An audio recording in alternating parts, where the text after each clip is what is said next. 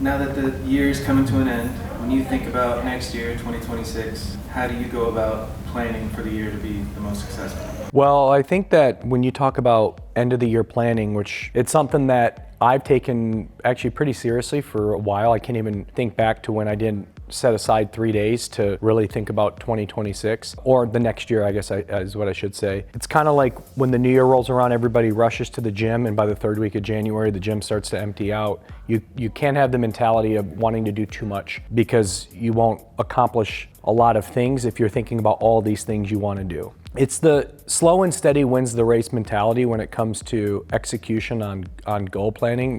Not to say like there should always be a sense of urgency with something, because if there's not, then you'll never, like, everything will become just that way where when we get to it, we get to it. So that's not what I mean. Everything should have a sense of urgency.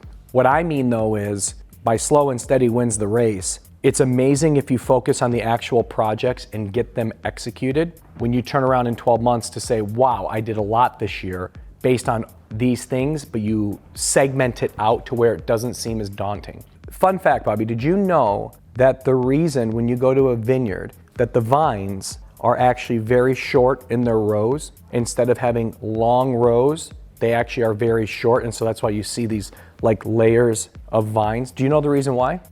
The reason why is because the workers, they found that the workers that pick the grapes feel that they're accomplishing more by getting through these shorter rows than if it was one long row. And so the mentality of that was, oh my God, I have so much more to do, so much more to go. So when you think about the things that you want to do, it really is a similar mentality of don't try to do too much because it'll seem too daunting. If everybody listening to this, when they started planning their 2026, sat back and said, one, you always start with the end in mind. So what do I want to accomplish in 2026? Okay. But then you got to break it up by quarters. There's a reason we have quarterly earnings. It's because how did you perform this quarter? When you start thinking about the year in quarters, everything will start to make more sense to you as far as what you can accomplish within that time frame. And when you start saying, like, instead of what I want to do in 26, this is what I want to accomplish in 26, but this is where I'm going to start in quarter one. And then you look at your quarter one and the things that you want to get done.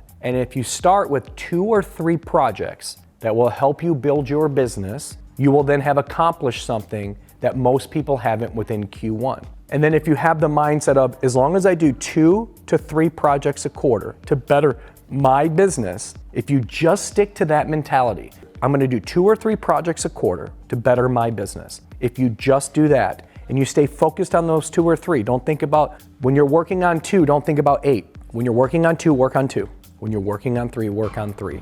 Don't try to do too much. But you turn around and all of a sudden you're like, whoa, I really have bettered my business because I've stayed focused on these specific projects to get them to the finish line to better my business. Where people screw up is they try to do everything at once, or they try all these different things and they never get to the finish line because they can't even organize in their own thought what they're trying to do. When you really break it down and you simplify that these are the 2 things I'm going to do for Q1, you start saying to yourself, that doesn't seem like a whole lot. It's about, it'll add up. But you pick the 2 things right now that'll be most effective for your business.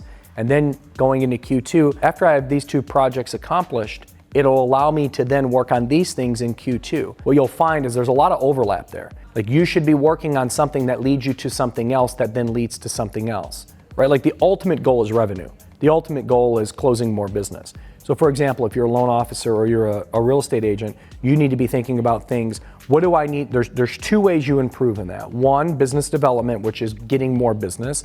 And then 2, becoming more efficient with your business. Those 2 strategies are what you should always think about when you talk about driving revenue. Now, you'll have to look at expenses, but expenses get in line by just focusing on what you don't want to burden with your overhead. When you think about revenue and you think about efficiencies, those 2 things combined are really what makes you and your business get better and better over time. When you think of a project, think about what can those 2 things, revenue and efficiency. If you focus on those 2 things for your projects, everything starts to get a little bit easier every quarter because you've gotten more efficient. And when you get more efficient, it frees up your time to go get more business, you as the business owner. So that's where we always start. We always start with revenue. Everything starts with revenue, and those are the driving factors behind it. Now, when you talk about expense, sometimes you have to bury expenses just because you need to see if it works. Like, expenses is a game of try a lot of times, right? Overhead is what your overhead expenses, your fixed costs. You're looking at those things. Sometimes you can't optimize that and decrease it. Sometimes that is what it is. The variable expenses are the things that we need to be looking at over and over again. But for the most part, when you think about these projects, it has to be efficiency and it has to be business development. That's what changes everything. The more business I can do and the more efficient I can be. And even if you're yourself, if it's just you or you have a small team, think about where you're at today and the things that you really want to get done, and write down those 12, 13, 14 things, whatever they are, write them down. And when you write them down, put the summary of why this is important. This is how I do it. When I'm sitting there, and I'll do this after Christmas, I'll spend probably 3 days, maybe 2, because we're working on a lot of this stuff now. What are the things that's missing in my business that can help me grow my business? And start writing them down. And when you write down what that is, create a summary around what that is. So I'm just trying to think of an example. I want to have more touch points with my past clients to try to drive referrals from them. Okay, great. That's a project. So how do you do that? How do you get more business from your past clients? Now you got to build that project plan, but that's a good plan. See, every project has steps to it. You start with the end in mind. So the goal of this project would be, I want to get more business from my past clients. Cool, great, awesome. In order to do so, what are the things you're going to do to drive that?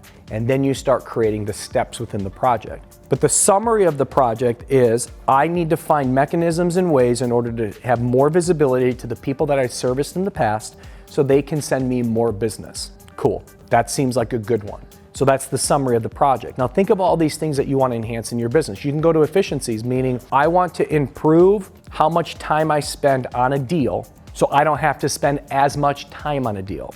I want to attend more listing appointments, and in order to do so, what are the things that I need to do? That's a marketing project, and it's also an efficiency project, because if you start getting in the business, what you can do is, instead of you worrying about managing your listings, you can focus on going to more listings. Managing listings should be somebody else's responsibility as you start to grow your business. That's your co-list. Your only job should be to go get more of that. And so how do I do that? If you're a loan officer, I want to get more business from real estate agents. Great. In order for you to go get more business from real estate agents, you can't be sitting in the office all day. Somebody has to do that work, right?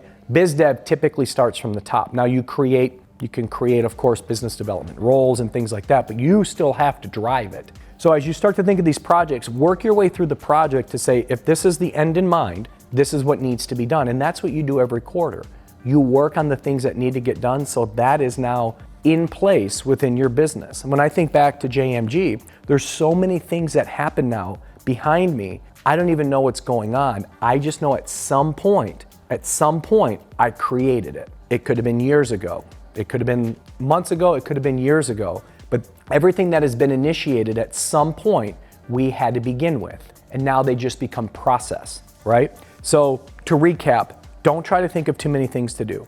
Write down a bunch of ideas, and then, like I said last week, prioritize those projects that you think will get your business better, and then start from there. If you do 2 projects a quarter, I promise you will look back in September and October and be like, I have initiated 6 things so far this year in my business that have helped me tremendously.